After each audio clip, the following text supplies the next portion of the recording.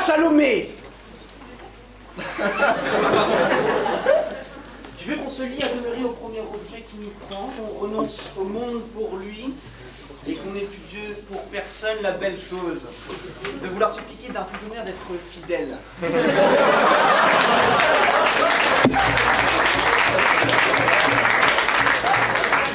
De s'ensevelir dans une passion et d'être mort dès sa jeunesse. Toutes les autres beautés qui nous peuvent frapper les yeux. Non, non, la conscience n'est bonne que pour les ridicules. Toutes les belles ont le droit de nous charmer.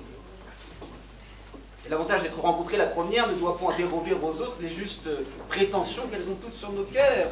Les inclinations naissantes, après tout, ont des charmes inexplicables et tout le plaisir de l'amour est dans le changement. Alors pourquoi, me direz-vous, la nouvelle, c'est-à-dire la jeunette, l'apprentie, la débutante, la petite pucelle, ou bien même la vieille défraîchie, pas tout à fait dévergondée, pourquoi est-elle bonne? Eh bien d'abord parce qu'elle ne sait absolument rien. Ça peut paraître un peu paradoxal, mais vous allez vite comprendre.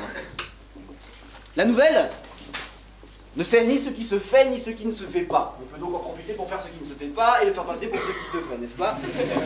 Tandis qu'auparavant, on vous taillait gentiment une petite pipe sans trop de finition, vous pouvez accessoirement, avec la nouvelle, exiger à ce qu'on avale également la fumée.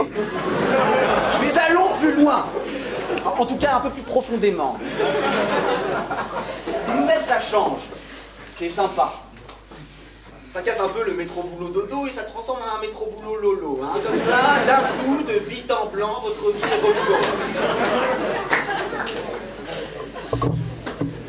Elle est changée. Or, le changement, qu'est-ce que c'est le changement? Ben, c'est positif. C'est l'expérience authentique de votre ouverture d'esprit, de votre tolérance. En effet, accueillir la nouvelle, c'est accepter l'idée que vous souhaitez améliorer votre situation. Vous faites donc un travail de conscience sur vous-même puisque vous vous ouvrez à l'autre. Avant de revenir un petit peu en arrière dans un mouvement de va-et-vient. En résumé, c'est être ouvert d'esprit que d'accepter le nouveau. Or, c'est être bon que d'être ouvert d'esprit.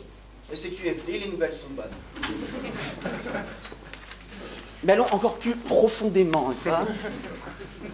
Les nouvelles sont, comme leur nom l'indique, des apprentis, des débutants. En ce sens, et à ce titre, vous êtes leur maître. Il faut donc leur tendre la main et également enseigner avec cette main. Par là même, vous faites preuve de bienveillance et d'empathie. Car vous vous mettez littéralement dans la peau de l'autre. Les nouvelles sont donc bien bonnes car elles vous rendent meilleurs. Tâtez, tentez, touchez, messieurs. Éveillez vos sens. Confrontez-les au cuir chevelu des femmes, à leurs lèvres suaves. Heureux les ouverts d'esprit, ils accepteront la diversité. Heureux les humbles, ils succomberont à leurs vices. Heureux les généreux, ils se donneront aux autres. Les nouvelles sont bonnes. C'est une bonne nouvelle, non? Pardon, je voulais faire ce jeu pourri. C'est dans la richesse des corps que vous comblerez votre cœur. Alors, j'entends tout de suite les plus sceptiques d'entre vous qui me diront la nouvelle, aussitôt qu'on la connaît, n'est plus vraiment nouvelle. C'est vrai. Et si elle n'est plus vraiment nouvelle, c'est qu'elle n'est plus vraiment bonne. C'est vrai aussi. Un très bon philosophe du XVIIe siècle disait parfaitement « La pucelle, c'est comme les chaussettes, quand c'est troué, ça se jette. »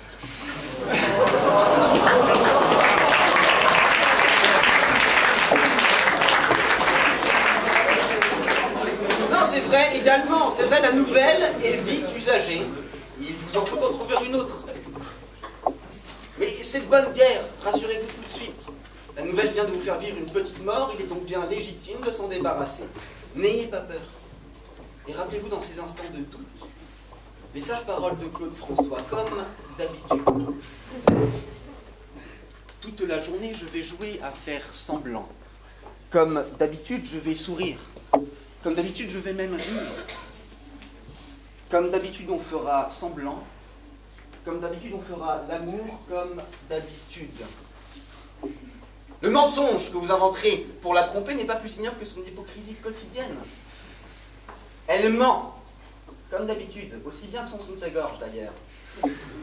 Elle ment. Vous pensiez être un chaud lapin, vous êtes devenu le dindon de la farce, elle a fait couler beaucoup d'encre déjà, il est temps de consacrer sa plume à une autre. Alors certains me traiteront de libertin.